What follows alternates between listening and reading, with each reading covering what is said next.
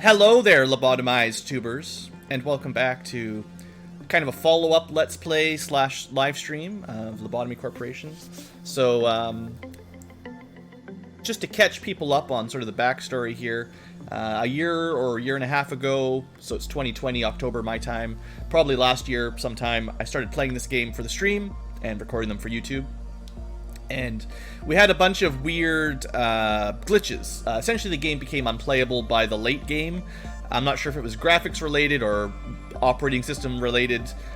There was some problems, and it was really like randomly crashing at odd times. And I had to do a couple like reinstallations of my operating system. Windows 10 was, killing me slowly or quickly. So anyway, I ended up sort of abandoning it because of that, and now it's October again. It kind of felt like the spirit of some spooky gameplay. I want to try to finish it. And also there is sort of it's not exactly a sequel, but it's definitely the same world. There's like a follow-up game in this by the same developers, Project Moon, and I'd like to play that, but apparently the story does relate to this one. It's all sort of connected a bit, so I'd like to finish this off, or at least try. I mean, there's apparently a get 100% kind of thing that I'm not sure we're going to worry about that per se, but I want to at least, get to the basic ending properly. And just to give you a quick recap, we were pretty close. Again, if you haven't played Lobotomy Corp, it's hard to explain exactly. It's a really complicated game, but if you watched it last year, we were pretty much at the end. We were just missing one last Sephiroth suppression, and it was just a matter of getting that, winning that, and then playing the end game, which wasn't going to be easy, but at least we were that close. And then, then you would actually have some endings, and you can it's actually not that hard to recap if we wanted to do that. That's not what I want to do right now. This was just a quick this was just, technically you can go back through the story pretty easily. Anyway, what I've decided was, because it's been so long and the game is, pretty difficult, I don't think I can really continue playing for my save. I did manage to, secure my save point. That was fine. But, I loaded it up a couple times just to have a look around. We might not have been in the best scenario. Lots of our employees were dead. I don't really remember my combinations of abnormalities. Like, the actual strategy involved kind of depends on what you've got on the screen and how to handle it, and it's been so long, I don't really remember. But if we reset it, it should go a lot more smoothly, because I'll generally know some strategies this time around. And the question was really more, do I want to do an in-game reset, which is saving your progress basically and continuing from there, or if I wanted to do essentially a full reset. And I did decide eventually to do the full reset, because I kind of want to enjoy the early game aspects of unlocking things and powering up. If we did the in-game, like the not factory reset, we would have kept a lot of weapons and perks that kind of trivialize half the game, which is, fun, but I want to play through that again. So all that said, we're gonna do a full reset. Bam, save data deleted. And I'm not going to be essentially recording every single episode. So we're going to be playing this as a stream game until I catch back up. And we may have to do, depending on how things go, we may end up having to do like a reset, not a full reset again. Like, that's just the one-time deal. But depending on how things go, we might get like to day 20 or 30 and then have to go back to day 1 and catch back up again with, more power-ups and stuff. Just depends on how well I play and what bad abnormalities we end up with. But once we start catching up towards the end game, then I will start recording the separate episodes for day 43, 44, etc. to try to wrap up the series on YouTube. There will be some different abnormalities. We'll do a little recap once I get there, assuming we get there, and that'll be the next episode for you future tubers in the playlist. So I'll see you guys back in like 50 hours or whatever it takes. But this just kind of lets you know what the plan is, and probably explain a little bit of a break in the playlist. If you want to see the full videos, there should be VODs available. Twitch will probably have deleted them by the time you see this.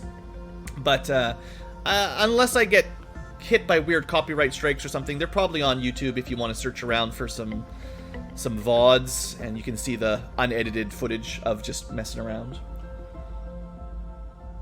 So that does mean a lot of names from the original series will be gone by then. We'll be using some of our live tubers to kind of rebuild our employee names, because let's just say everyone died, you know, everything blew up. Anyway, that's all for this one, future tubers. Hopefully that explains what's going on, and I'll see you guys later. We gotta work our way up and remember how to play this game though for now. So maybe I'll give you an update halfway through. Blue out. Hello, updating tubers, and welcome back to a actually recorded episode of Lobotomy Corporation after a long break. So if you're following along in the playlist, the last time you would have heard from me was the video that it's a very short video uploaded probably right before this one, honestly, but recorded about a week ago in my current timeline. So it's currently October 26th. I probably recorded the last one a couple weeks ago, whenever that was, before we started revisiting the game. So I talked about last time how the game was crashing on me last year. So when this Let's Play started, probably, you know, fall 2019, you know, we played all the way to day 40, nearly 45, I think. We played to day 45, let's just admit it. And we had finished the Hawkma suppression, which was the left side of the bottom two, and we were just trying to find a way to finagle an attempt on the Bina suppression, the right side black one. So we had done basically everything up to the end game, given that day 50 is the last day, and we still had one more core suppression to do before we could go there, or try anyway. So anyway, that all got paused for a year, and then we did a hard reset. You can just press this button and hard reset, lose all your codecs. And been just live streaming the last few days, week, however long it's been now, and we are, I think, exactly caught up, except maybe a little bit further than when we were at the last episode. So we will have different abnormalities, somewhat, and I will go over them in a minute, sort of the differences and what we've seen or not. You can see the full list of what we've ran into if you want to pause and have a look here. I'm not going to check them all out in close. I can't remember exactly what was from the Let's Play and what was from the revisit that we're currently on, but I think we've seen all the same aleph. Some of the WAs and HEs are a little different, but overall it's actually pretty similar. You know, there's not that many abnormalities overall, and I kind of knew some of the bad ones to skip. So overall, we've skipped some of the really annoying things, like, you know, we didn't pick up Little Red Riding Hood this time, for instance, and we did do the event again. This is the last page. You know, this was a really annoying one. I remember that being particularly annoying. Orchestra, of course, is terrible. I don't know if you would have seen this at the end of last time. I was just trying to show off this guy when it started crashing a lot. This is, maybe the last aleph from the previous Let's Play that we never really got a chance to demonstrate. We also don't have him right now because he sucks. We just rewound him out of existence. And, you know, there's some new ones in here that we didn't show on camera, but again, I can't just go through them all right now. So the real thing I want to open up with is there's one dialogue that if you're following along on the Let's Play, you won't have seen. This screen should look basically identical to the last day of our Let's Play, episode, whatever the last episode was. But we had one more dialogue. So you should have seen the end of Hawkma, but you only saw up to 4 on Bina, which was the first quests. Conversation 5 is what unlocks the Core Suppression. And we just unlocked that, and I know I can at least start the Core Suppression right now. So this is actually a very important dialogue, so we're going to go through this one again, even though we just... Would I need to look through the whole story since it was retranslated? It wasn't that different. I think if you only watched last year's Let's Play, there are some changes because there was a retranslation patch sometime in 2020. It doesn't, I think, change the story, but it probably helps explain things better. So some of the stuff I didn't understand last time when I was trying to play along, I probably understand better myself now than the future tubers who've missed it. It's much more explicit that Hawkma, the white Sephiroth in the records department, this is definitely Benjamin, or B, our buddy from way back in the day. So if you remember the story, when the head invaded, and it was basically Michelle or Hod that gave up information on the corporation. The head invaded, killed everyone, used Cheese/Daniel to open all the doors, killed him. Gebura went crazy, basically did everything she could to save people. Everyone still died. Even Gebura was mortally wounded. Except for A and B. A being us, B being Benjamin. Benjamin eventually turns into Hawkma, the record keeper, time traveler guy. And Bina, well, it's going to be revealed more clearly when we read this one. But what I didn't get last time was, it's very clearly shown in the current translation that Bina does not get along with Gebura at all. And also does not get along with Angela. Also, the volume's a little bit loud. Hold on. Just for me here. Just pumping through my eardrums a bit. So, what we figured out at this point, and it's not a spoiler anymore because it's the end game. Bina is the head, and you could have noticed, if you remember the silhouettes in Cheesed and Gebura's flashbacks, where a cloaked, shadowy figure was invading the corporation, releasing abnormalities, and killing everyone. It was a cloaked figure with like a fur cowl, basically. And I'd never put two and two together, but Bina has the same silhouette, and the same color pattern, and the same fur cowl, whatever you want to call it, the thing around her shoulders. So it's pretty clear that Bina is the head, and it'll become very obvious in a second. So Bina was the invader that killed a whole bunch of people, triggered the end of the corporation back in the day, and Gebura, basically they nearly killed each other, and then A and B survived, set everything up as it is currently set up, and that's where we are, basically. So other than that, I don't think I missed anything super important in the previous Let's Play story-wise. We know the story for Malkuth, that didn't change. Yasod, Hod, Netzach, Tipprith, they all stayed the same. Gebura and Cheesed were the same. There's nothing secret about those two. It's really just these two that are difficult to understand, I thought. But maybe in the new translation, it's not quite as hard to follow. Anyway, with that said, let's just see the Core Suppression unlock dialogue. This should be new content for you future tubers. You told me to sacrifice all of your body without hesitation. Would you have made the same choice if you knew that we would end up like this? I always ask myself that. So A is almost always talking to Carmen, if you're wondering. Very rarely talking to any of the actual people. This is no man's land, the place of silence. Oh, also, I guess, just to clean up one last little detail, we were more clearly identified how the well, because Bina has always had this weird, difficult to understand well allegory with drawing a bucket from the well. I think last time we kind of got the idea that the well was some sort of abstract concept of like humanity or mankind kind of consciousness, and then the bucket was some object that drew water, and water being essentially abnormalities, out of the well, and then we use them to get energy. The ones that don't work turn into ordeals, which get sort of caged up here and escape sometimes. So that all got cleared up last time for the most part. But this time it's more clearly emphasized that Carmen is connected to the bucket and how this whole system works. Bina does the job, but it's only because Carmen / Angela / whatever we did allows her to. So, most employees that visit and stay here lose their mind and embrace oblivion. I would probably say Bina's story got cleared up the most for me this Let's Play. It has been a long while since I had proper conversation with someone. Maybe you were confused with the idea that I'm the only resident here, but there is in fact a companion of mine that passes the eternity with me. Let me introduce her to you. You created the bucket by reconstructing, dividing, and proliferating Carmen's body. Explicitly, but her previous conversations hint more at this now. And you managed to extract Cogito. We still don't know a whole lot about that, to be fair. The so-called fluid of life and death. At first, only a small dose could be extracted, essentially from Carmen, I guess. But enigmatically, that fluid started to gush out infinitely, and now has formed a pool. Can you see her?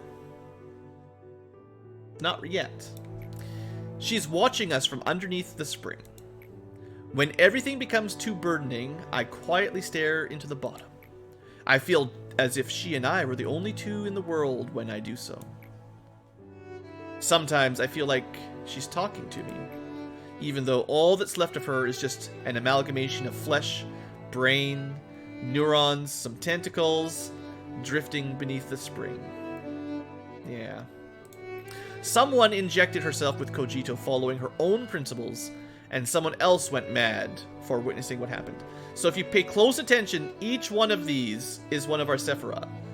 This should be Malkuth.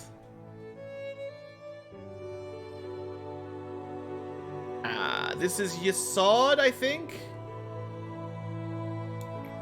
Another gave up his own body and fell into a state of limbo, unable to live or die. Should be Netzach. And the one that couldn't persevere herself through all this ended up confessing everything to the head. That'll be Hod. Again, they have real life names, but I refer to their Sephiroth as kind of easier for me. And of course, you remember the head of the Wings, kind of mega corporation, government type entity of some sort. This is the collaboration of despair that you and her created. That was when Carmen died, essentially. You still aren't qualified to look toward the bottom of the spring. To do so, you must look directly toward the path you travel. So I think the upper Sapphira all died pretty quickly after Carmen died. I have a feeling Cheesed and Gebura survived through those experiments until the big, invasion attempt anyway. By the end of the invasion, they were definitely dead. And then the last two survived a little longer. The bottom two, white and black. Do you seek redemption? Or do you seek to redeem me along with all the others that are trapped here? Whatever it is, maybe you think that saving this facility from sin as you have planned will fix everything. Just think for a moment, even you, who hasn't left the facility for such a long time, you should be aware that people are hopelessly being killed by abnormalities in other branches as we speak. So it was made very clear that, I'm pretty sure if you followed even the old story, Lobotomy Corporation doesn't export energy, we just use it internally for some reason. Even though they lie to you and say you need to create it for some other purpose to sell, essentially. But there are other branches of Lobotomy Corporation where there are abnormalities and employees doing the same stuff and selling it to the rest of the world. And it's not just them, all the Wings have their own painful stories, repeating perpetually. In the nests, in the back streets, in the ruins, in the outskirts, a pain much greater than what you have seen here prevails in the world. I have observed everything conscientiously, for I didn't obsess myself with an unreachable ideal to lock myself in a cramped room like you. The world you looked up at and the one I looked down upon are that much different. You captured me alive and tortured me to your heart's content, but still were sunken in despair. And someone will replace me as one of the arbiters of the head, swinging their claws at people like you. Even if you were to break the cycle somehow, it would be a perfectly, completely useless affair. Broken wings will outstretch anew, the brief resistance will be forgotten soon, and people will continue living, not for a purpose or a dream, but rather because they cannot die. You may think that you have brought me down. Yet, as you see, I am still at the peak, looking down upon you lot while you writhe like insects. I eagerly wait for the moment you fall into despair after realizing this cycle of pain will never end.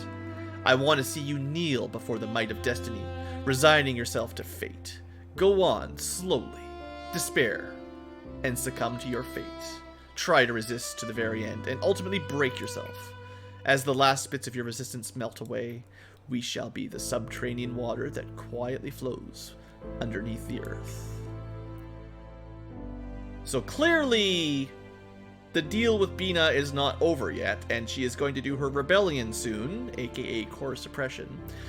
All the Saphiras have essentially rebelled against their purpose and confronted us as the manager. Bina is the last one. She was mortally wounded by Kali, but she was our only way out. It was a miracle that we captured her alive. We were too far down the road filled with remorse and regret to feel any sort of guilt. So, like I was sort of explaining as an introduction, Callie, aka Gabura, saving the rest of the corporation, at least trying, fighting the head. How to avoid the head's pursuit, or at least an arbiter of the head, as they probably clear up in a second. The means to join the ranks of the wings, and for us, the few, to survive. It was impossible to figure out those on our own. Remember that sword? And the eyeball? She was hardly breathing, but her encephalon was still active. That's all we needed. We probe through her head like we did to Carmen. We search for the way out. After that, we arduously gather up every single bit of those deformed pieces and put them in a box. The sentinel who guards the gates of hell must always be in despair, such despair that they cannot even fall into the depths of hell. So I take it the prison we put her in is particularly painful or something compared to the other Sapphira, because A is particularly vengeful against her as the one who brings down the corporation, and there's a purpose for her, and we will not fail. At least, that's the idea. So, yeah, that should be the last recap.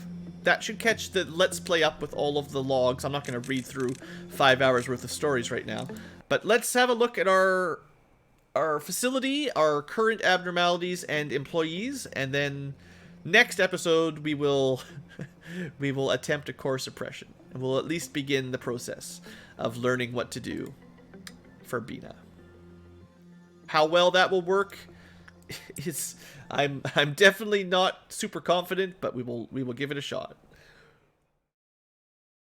Some of the live tubers, live Twitchers, Twitch tubers, they had a little sneak peek. We didn't play very much, so we'll be showing most of it for the first time. But we had a little peek at what's to come, and I think it makes everything we've gone through so far look pretty easy. So let's do a quick facility recap. I have tried, where possible, to revive characters from the original Let's Play back into the team. But, as usual, we kind of prioritize people who are in the live chat. So people who were live for both streams kind of have the advantage here. But we did take a bunch of names from the Patreons and supporters, members, that kind of thing. And also high-level characters that basically survived to the end last time. Most of them should be visible here somewhere, although, you know, I can't guarantee it lines up. People die, people get replaced. I can't, you know, I can't save everyone. So these guys don't count. They're just random names I misnamed, so don't worry about them. At the top, we've got some kind of rookies. They really haven't been along for very long. Jean-Matthew, Casco, probably died once, and BlueAnkylo.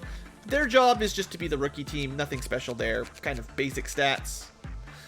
Safety team, I've been hanging out here with all the cool gear, just like last time. I've been handling one of our Aleph, and then we've got Harry and VD. This is used to be just VD, but every time you die, you get an extra syllable sometimes.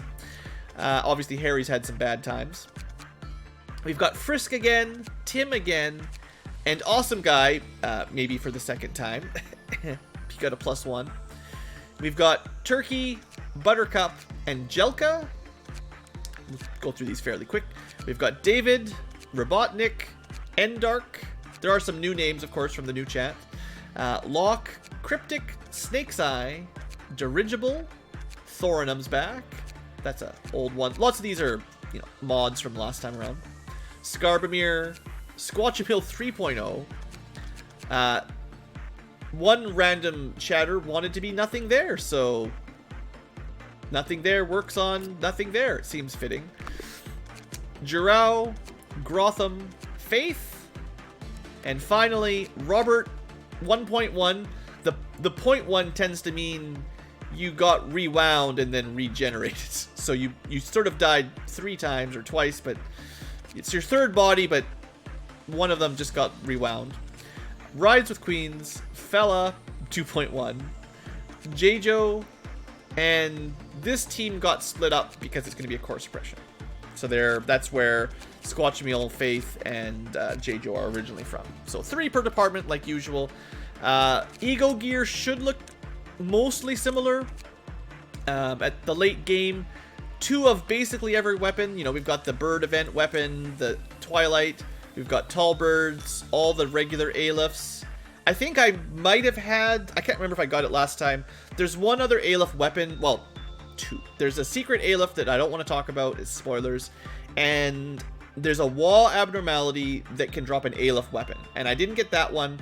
So there's really like 2 more Aleph weapon entries, 1 more that's like possible to get kind of thing. So I don't have that, but otherwise we've got pretty much all the Aleph weapons. We might literally have all the Aleph armor except for the 1 secret one, and I don't think you even get 2, so it would really just be like 1 extra. So we've got basically a full set of Aleph gear, nearly. A pretty good set of WA tier, more than we're bringing, in fact. We've got spares, but some are better than others, right? This stuff, pretty good damage resistance. This stuff, pretty good, but most of them have a weakness, and some of them are just average against everything, which is, I do like this one, but I don't know if I'll bother equipping it right now, but I might move some people over and around as we prepare for the next mission. And, yeah. I mean, I'm not going to go through every single one, obviously, but a bit of an outline over kind of how our gear situation is. It's good. We got a good gear situation. You might notice we did not pick very many Zayn abnormalities because we're too good for that. So, other than that, quick abnormality review. You should be familiar with Punishing Bird. Well, cheers. Don't worry about this guy. It's super easy. Nobody ever dies to this one. Not at this point. And we've got this abnormality, this tool that can upgrade a weapon or destroy the weapon. We'll be ignoring it. So, first group, pretty simple. Pretty sure we had fragments last time. This is an easy one, no big deal. Void Dream might be new, but it's about as chill as the fragments, so don't worry about that. Easy peasy. I think we had your free shoots last time. Again, not very difficult, HE tier. You know, repression's the main thing. We even can use this guy to shoot a bullet to help us, maybe. It probably won't help us at this point in the game, but, you know, he's a classic favorite. Teresia might be new. It just recovers SP, or you go crazy if you stay too long. No big deal. This one's definitely new. Letitia. She's probably related to the fairies, or the spiders, depending on how you want to take it. She's not too difficult to work, but she can give out prizes that basically you don't want to send someone to her, get the prize, and then work somewhere else. She's greedy. She's a greedy abnormality. If you work with her, you might want to only work with her. Maybe. The armor is new for us. Basically, if you do repression work, you get a buff. If you have that buff and you do attachment anywhere, ever, it doesn't reset. You die. And the repression buff also lowers your HP, and that's a little dangerous. At this point in the game, we only do insight or instinct work on him, and it's fine. He does have a cool sword, though. It's not very relevant anymore, but it's one of the few pale weapons, so we could still equip it if we wanted to do pale damage. It's HE tier, so it's usually skipped. I'm pretty sure we had Big Bird. I mean, I'm sure we had Big Bird last time. He's a bit scary, but as long as we keep him in his room, he's okay. We've got this is a delete button. You basically trade an employee for some energy. They die, you get some energy. Snow Queen we had last time. Lots of fun quests to get her ego gift from her little capture someone and rescue them with someone else kind of thing. That was fun. Little Prince, probably new. This is another wall abnormality. It's kind of complicated. For the most part, I ignore it. As long as you only work insight, basically, it's fairly safe. There's kind of a mechanic, I haven't really figured it out, but if you work it too many times in a row, you'll get infected. So what I usually do is work it once, and then that employee goes to the Snow Queen to chill out, and that, at least so far, has always cleared whatever potential infection we might get. So we just, you know, alternate again. So, you know, Letitia is greedy, only work her. This is like the other the other way around, where you don't work it multiple times in a row generally. We saw Blue Star during the Let's Play. It's actually not too hard to work. It's just really scary when it gets out. We did suppress it once. That was fun. Maybe find the VODs if you really want to see that. And the backwards clock, which sort of rewinds time, but not really. We have managed to get this to work before, but for the most part, I think we saw this in Let's Play. It's mostly a skip. Middle section. Scarecrow is new. He's a real jerk. If you work him with high stats, high insight specifically, or prudence, I guess, he breaks out immediately. But he's easy to suppress, so it's fine. He would be annoying in the early game, but in the early game your stats would be low enough that it's probably okay. But I don't really like him too much, but he's been okay. Child of the Galaxy is, I think we had this last time, I can't remember for sure. It's kind of a weird one. It attaches itself to the first... Anyone that works it gets a token, and then as you work it more, the number goes from 1 up to 5. It actually starts low and goes up. If you have the tokens and work not on him, then it goes down by 1, and if it hits 0, everyone with the token dies. So it's a kind of annoying one. It's one of those greedy kind, like Letitia. Once you start working it, you kind of stay there, although you don't get insta-death. It's got some wiggle room, but, you know, it's a bit of a pain anyway. Black Swan is really complicated to explain. It's not too difficult to work. It does actually have, this is kind of a lie, there is an escape condition, but it's pretty hard to set off. I've seen it once. I've never really tried to suppress it, and getting it to escape is a bit of work. But, yeah. Also, if you ever play along, this weapon, the umbrella, reflects damage. Seems cool. That's cool and all unless you equip it while defending at the bird. The bird takes the reflected damage as an attack and then one-shots you. So be careful about whoever's, you know, on bird duty not equipping the umbrella. We had some deaths to that. This was our first tool last time, so up small stat buffs if you play the dice game. I'm pretty sure we tested it out. It caps at 100, so in the late game it doesn't really help us.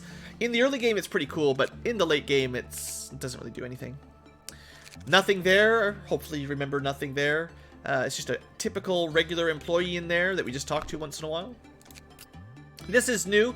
This is one of our more annoying ones. She does have amazing armor.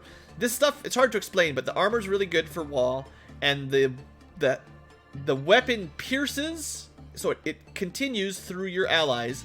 It will heal allies white or red damage, and it does rainbow damage, so it'll do red, white, blue, black, kind of alternates. It's actually really, really useful. It's one of our few support weapons that can heal people and work at long range, and there's actually been some pretty cool strategies with it we've used, so good gear. The problem is, well, we might as well talk about it right now because it's going to be important during the suppression. Every clip-off cycle, you have to have 3 dead employees, or she will drop 1 on her counter. When she drops 1, she becomes very difficult to work, and if she finishes another cycle at 1, she breaches.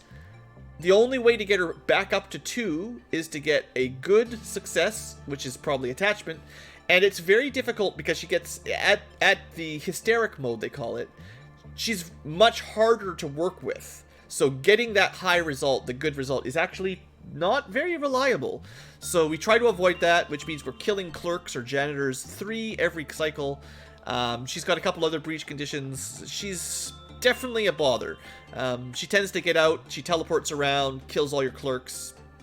She can kill employees at low levels. Our levels are high enough that generally we can handle her, but she's a pain. What else we got? Porcubus, I think we saw him last time. Porcubus is a great plant dog. Don't worry about this guy, he's totally chill. We've got the room that you can hide in and destroy the rest of the facility. We've got the secret Aleph that's not Azaean. This one, it's the problem is more, as usual, it's a clerk death based breach. So as clerks die, It'll essentially a break, and once it breaches, it can breach other things. So this is a bad combo. It tends to combo poorly with your base. It's pretty easy to suppress on its own, but as clerks die, this thing pops off, and then it releases other things all around the base, and that tends to spiral out of control. But, you know, it's Aleph, so it's not supposed to be easy. Schadenfreude we had last time. Don't look at it, and it'll be fine. We picked right after that Burrowing Heaven, which is the exact opposite. Always look at it, and you'll be fine.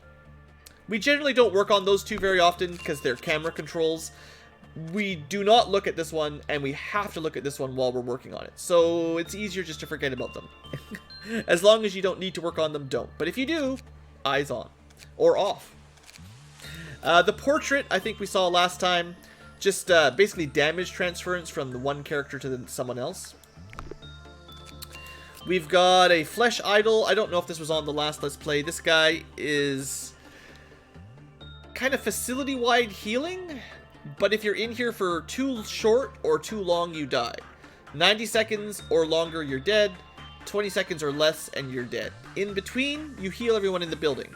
So, neat, but very finicky. I generally ignore it. Alriune sucks. I probably talked about her during the Let's Play, but I didn't get her. You have to get a normal result, or there's a high chance that she breaches, because goes down by 1 means she's out. She teleports around into hallways, does an area of effect attack that basically one-shots your clerks or your employees at low levels, and then teleports away. So, I don't like her very much. We can certainly suppress her at the end game, but her breaching tends to mean a lot of dead clerks, and she's very difficult to work because getting a normal is not guaranteed. Not as hard as the Silent Orchestra, but the Silent Orchestra at least takes 2 failures before he breaches. There's this teddy bear up here. It's kind of like the mushroom, whatever the opposite of greedy is. You basically just have to alternate who works on it. So this is going to be someone works them, and if they work it again, they die. If someone else works it, it's fine. So whatever, take that or leave it. Snow White's apple. It's a teleporter that slows the terrain down if it gets out.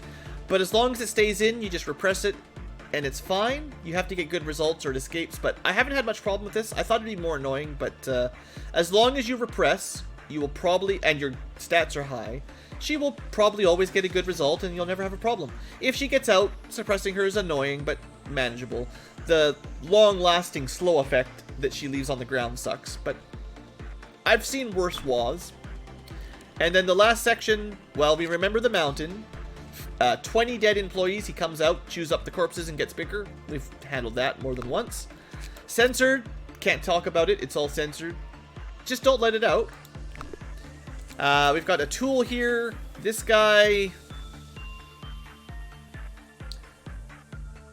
I barely ever have used him. It boosts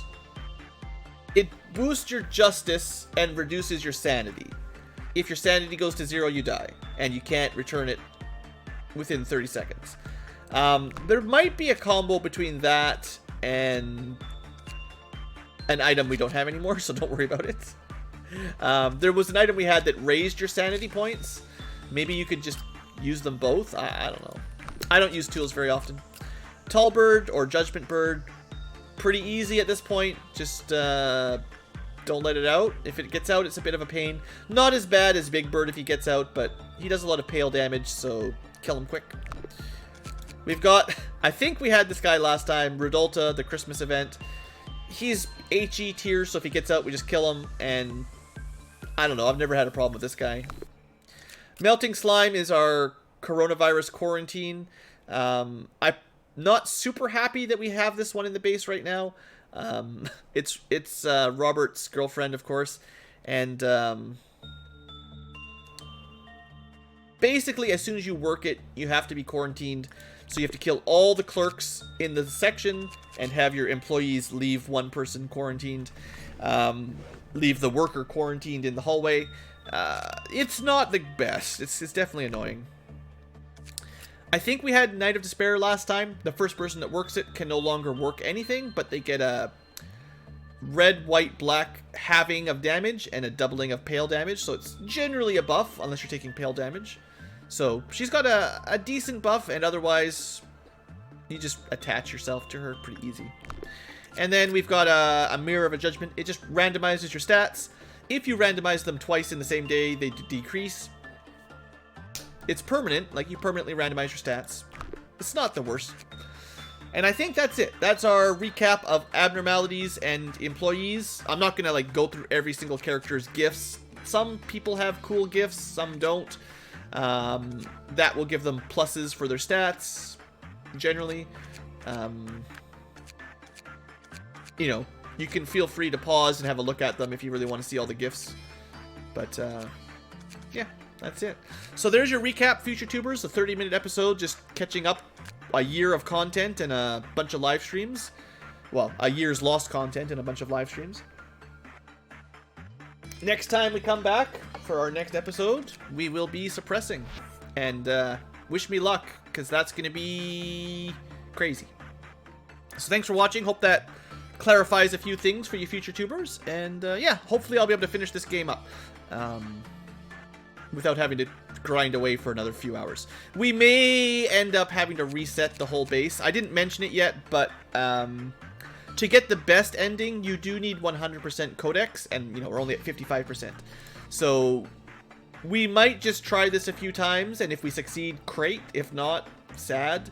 And what might end up happening is just resetting and just relatively quickly getting back through the day, through the timeline with no quests to do, just trying to fill up the codex. And also, with no quests, nothing dangerous.